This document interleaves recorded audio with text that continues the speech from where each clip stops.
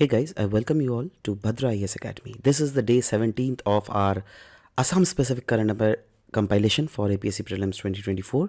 So let's start. दोस्तों कल हम लोगों ने आगे बढ़ने से पहले let me tell you again one more thing that ये जो भी आपको करंट अफेयर्स अवेलेबल करवाए जा रहे हैं उन सारे करंट अफेयर्स को हम लोगों ने एक जगह कंपाइल किया हुआ है, राइट।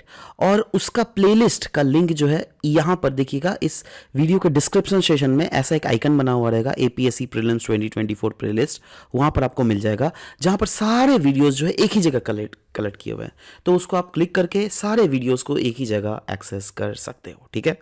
चलो आगे बढ़ते हैं। कल हम लोगों ने क्वेश्चन पूछा था, recently Uma Chhetri has become the first sports person from Assam to make it to India's senior team of which among the following game? Cricket was the correct answer for this, right? A.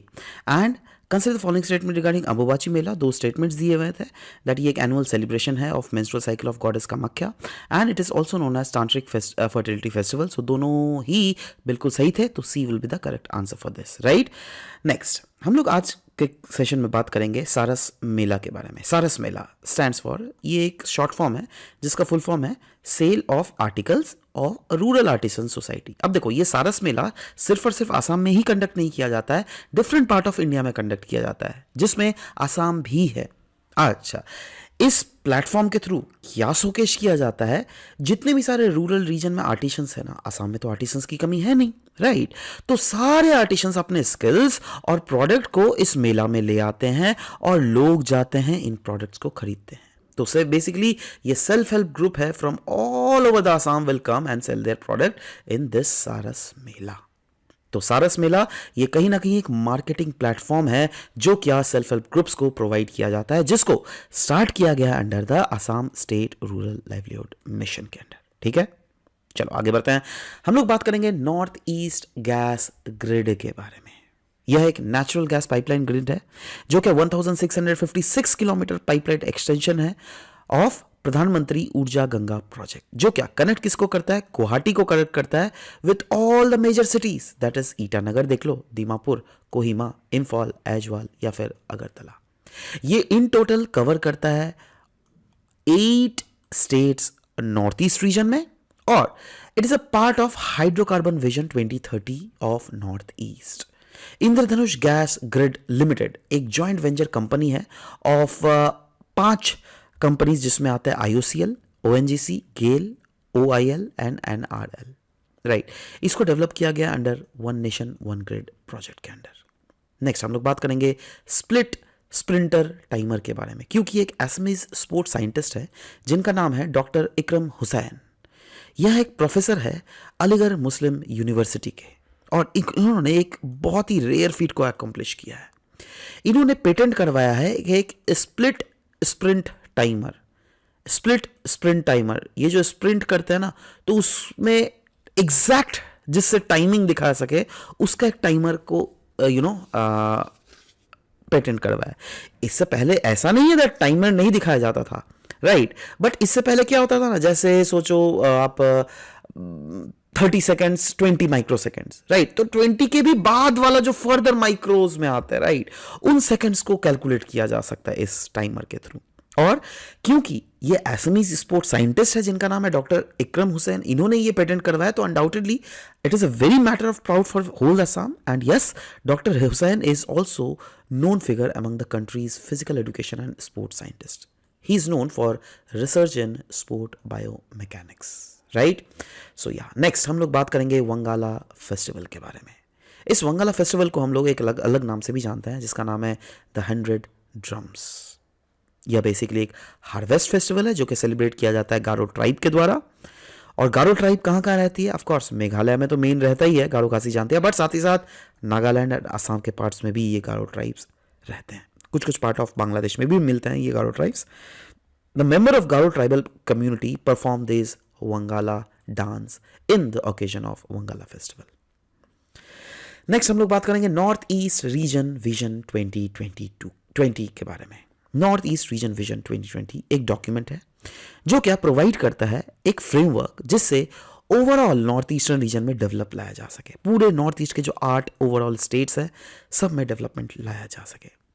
ये initiative है ministry of development of north east region, that is ministry of donor का, और इसमें major जो priority sector है उसमें है agriculture के साथ साथ allied activities, right. So basically main focus जो इसका है वो है कैसे कनेक्टिविटी को प्रमोट किया जा सके थ्रू कालादान प्रोजेक्ट। कालादान तो प्रोजेक्ट आपको पता ही है जो कि कलकत्ता से आपका म्यांमार को कनेक्ट करती है, बट साथ ही साथ IMT ट्राइलेटरल हाईवे भी है इसमें, राइट ना। इसके थ्रू कोलकाता, जैसे कालादान मल्टीपल प्रोजेक्ट के थ्रू जैसे मैंने बोला, कोलकाता को सितवे पोर्ट ऑफ म्यांमार से सी के थ्रू कनेक्ट किया जाएगा, जिससे सितवे के थ्रू हम लोग मणिपुर एंड मिजोरम में आराम से डायरेक्टली एंट्री ले सके।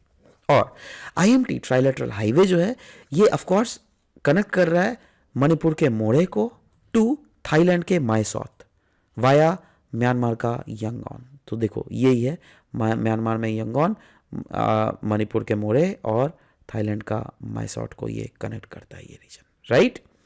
नेक्स्ट हम लोग बात करेंगे मेरा हाउ चोंगबा फेस्टिवल के बारे में। मेरा हाउ चोंगा फेस्टिवल यह एक एज ओल्ड रिचुअल है जिसमें गिफ्ट्स को एक्सचेंज किया जाता है। गिफ्ट्स यही एक्सचेंज ही नहीं किया जाता है बल्कि कल्चरल डांसेस एंड सॉन्ग्स भी गाई जाती है, और ये सिंबलाइज करता है ब्रदरहुड एंड यूनिटी। बेसिकली ये सेलिब्रेट कहाँ किया जाता है? मणिपुर के रॉयल पैलेस जिनका नाम है सना कोनुंग, राइट। नाउ ये इंफॉल में है और इसको कब सेलिब्रेट किया जाता है? In the presence of king of Manipur, है ना, क्योंकि किंग ऑफ मणिपुर जो है इनके मेन होस्ट रहते हैं। नेक्स्ट हम लोग बात करेंगे दिमासा नेशनल लिबरेशन आर्मी के बारे में। ये न्यूज में था, ये एक आसाम बेस्ड इंसर्जेंट ग्रुप है, that is Dimasa national liberation army, जिसको हम लोग शॉर्ट फॉर्म में DNLA भी बोलते हैं। एक्चुअली ये न्यूज में इसलिए थे क्योंकि इन्होंने साइन किया है एक piece agreement with the state government of Assam, साथ ही साथ विद द सेंट्रल गवर्नमेंट। इस इंसर्जेंट ग्रुप के बारे में अगर बात करें, यह एक आसाम बेस्ड इंसर्जेंट ग्रुप है जिसको फॉर्म किया गया था 2019 को। नाउ ये जो है ना एक सोवरिन टेरिटरी का डिमांड कर रही थी, और सोवरिन टेरिटरी किसके लिए था? For Dimasa tribals in the area in and around Dima Hasao district. So basically क्योंकि इन्होंने पीस पैक्ट साइन कर लिया है तो इस रीजन में जो भी इंसर्जेंसीज एग्जिस्ट कर रही थी वो इनके लिए ही कर रहा था, और कहा जा रहा है इस पीस पैक्ट के साथ कंप्लीटली एंड हो रहा है ओवरऑल इस थ्रू आउट द रीजन में इंसर्जेंसी। और गवर्नमेंट ऑफ असम जो है वो एस्टैब्लिश करेगी दिमासा वेलफेयर काउंसिल को, जिससे प्रोटेक्ट किया जा सके social, cultural and linguistic identity of Dimasa people. एक कमीशन को भी अपॉइंट किया गया है under the 6th schedule of Indian constitution, जो कि एग्जामाइन करने वाली है that demand for inclusion of additional villages. क्योंकि देखो इनका डिमांड क्या है ना, एडिशनल विलेजेस को इस रीजन में इंक्लूड किया जा सके, जो क्या कॉन्टेगुअस है to the north Cachar hill autonomous council.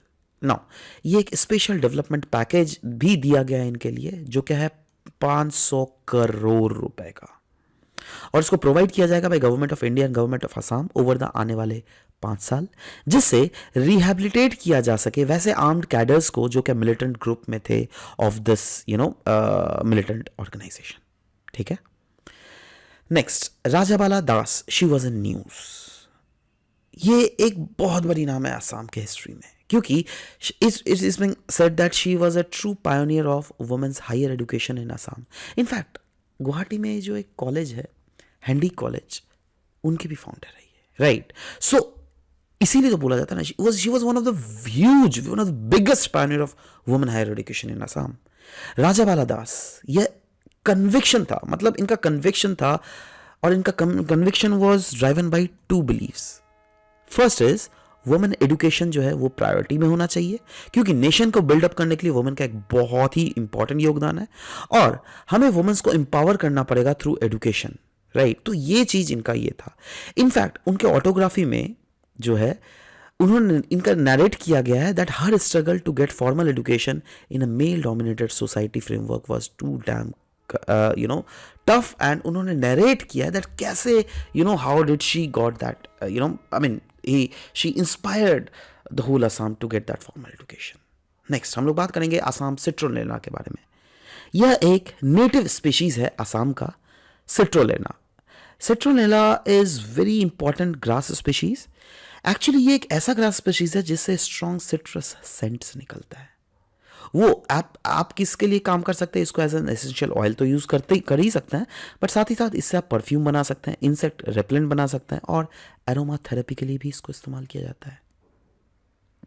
यह एक बहुत लंबा और पेरिनियल ग्रास है, दैट इज 12 महीने ये ग्रास लगता है, जो कि 2 मीटर तक उगता है, और नॉर्थ ईस्ट रीजन में जहां पे क्लाइमेट बिल्कुल ही आइडियल है इसके ग्रोथ के लिए। So yes, it is also grown in other part of Asia, Africa as well as south. Now आज के सेशन में डिस्कस करने के साथ ये कुछ क्वेश्चन है जो कि आपसे पूछना है, that is also called the festivals of the 100 drums.